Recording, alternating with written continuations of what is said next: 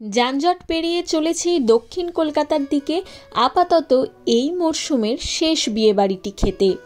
Hello everyone, welcome to Madly Rockers blog channel. কাদের কাদের একটাও বিয়েবাড়ি পড়েনি এই মরশুমে? আমার যখন বিয়েবাড়ি পড়ে না তো একটাও পড়ে না, আর যখন পড়ে তখন পরপর বা একই দিনে দুটো তিনটে বিয়েবাড়িও পড়ে।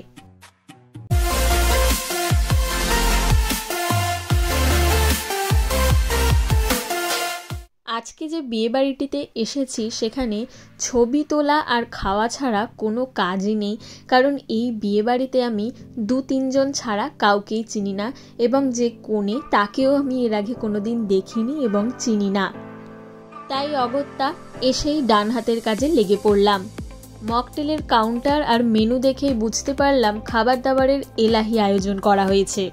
বেশি জুসও খাওয়া যাবে না, তাই একটাই জুস নিলাম। পাইনাপেলের জুসটা হাতে নিয়ে চললুম ছবি তোলার জায়গা খুঁজতে।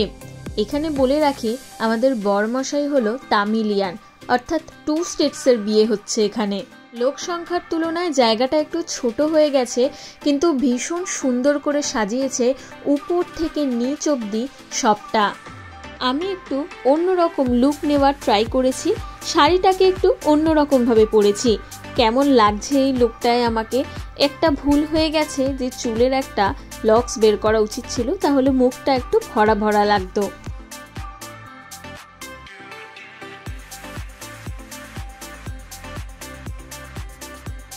অনেক রকমের স্টার্টার ছিল। এইখানে রয়েছে প্রন আর চিকেন, এছাড়াও এরপর ভেতরে গিয়ে দেখলাম ফিশ কাটলেট আছে, পনির আছে, চিকেন কাবাব আছে এবং তার সাথে বেবি কর্ন আছে। একমাত্র ফিশ কাটলেট বাদে আর কোনোটাই আমি রিপিট করিনি।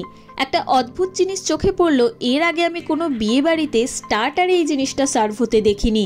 চকলেটের মতন গোল বল বল সার্ভ হচ্ছিল এবং আমি সেটা নিয়ে একেবারে মুখে পুরে দিয়েছি, এবং তারপর বুঝতে পারলাম এটা আইসক্রিম। ঠান্ডায় আমার জিভ দাঁত জমে যাওয়ার মতন অবস্থা।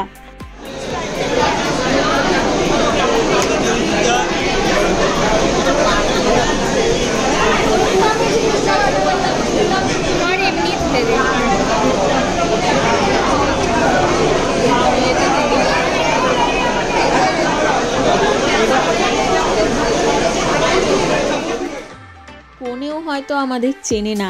কোনে যখন তার বিয়ের ভিডিও দেখতে বসবে তখন আমাদের দেখে ভাববে এরা কারা, আমার বিয়ে খেয়ে চলে গেছে এবং আমি এদের চিনিও না।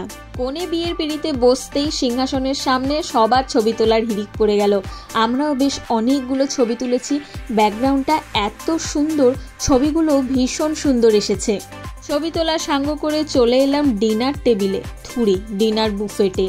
মেনুতে ছিল বিভিন্ন রকমের পাস্তা, স্যালাড, বেবি নান, তার সাথে শাহি পনির, সাথে গন্ধরাজ ফিশ ফ্রাই যেটা আমার ভীষণ ভালো লেগেছে, স্টিম রাইস ছিল, তার সাথে ভেটকি ছিল, পোলাওয়ের সাথে চিকেন মাটন দুটোই ছিল।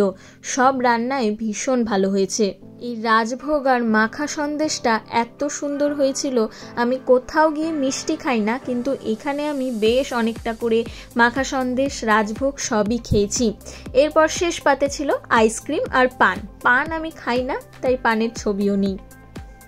খাওয়া শেষ হওয়ার পর বেরোতে যাব, দেখলাম বিয়ের শেষ পর্যায়ে চলছে, অর্থাৎ সিঁদুরদান। তাই সিঁদুরদানটা দেখেই বাড়ি যাওয়ার সিদ্ধান্ত নিলাম।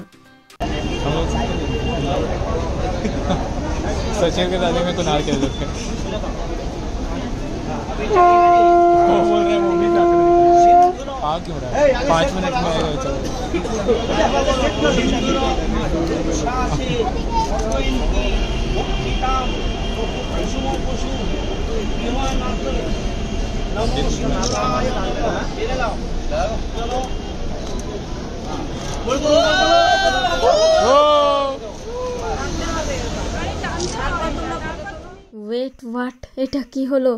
উনি কেন সিঁদুরটা টেনে দিলেন? তার মানে তো কাকিমারও বিয়ে হয়ে গেল ওনার সাথে। আমি জানি না বয়স্করা এই জিনিসগুলো কেন করেন এবং এই স্পেশাল মোমেন্টসগুলো খারাপ করে দেন। যারা এরকম পেছনে থাকেন বা এরকমভাবে বরকনের স্পেশাল মোমেন্টসগুলো নষ্ট করে দেন, তাদের কাছে একটাই অনুরোধ, এগুলো করবেন না। আপনি ইনস্ট্রাক্ট করুন, কিন্তু এইভাবে কেন আপনি হাতটা দিয়ে এই স্পেশাল মোমেন্টটা খারাপ করে দিলেন? আপাতত এই মরশুমের মতন বিয়েবাড়ি শেষ এবং শেষ বিয়েবাড়ি খেয়ে চলেছি বাড়ির দিকে। এইবার 10-15 দিন মতন বিশ্রাম আছে। এখানে করার কিছুই ছিল না, সুন্দর সুন্দর ছবি তুলেছি, খেয়েছি এবং অনেক সুন্দর সুন্দর শাড়ি গয়না দেখতে পেলাম, এটাও একটা পয়েন্ট। কারা কারা বিয়েবাড়ি অ্যাটেন্ড করলেন, বিয়েবাড়ির কিছু সুন্দর সুন্দর মুহূর্ত আমাদের সাথে শেয়ার করুন, পড়লে ভালো লাগবে।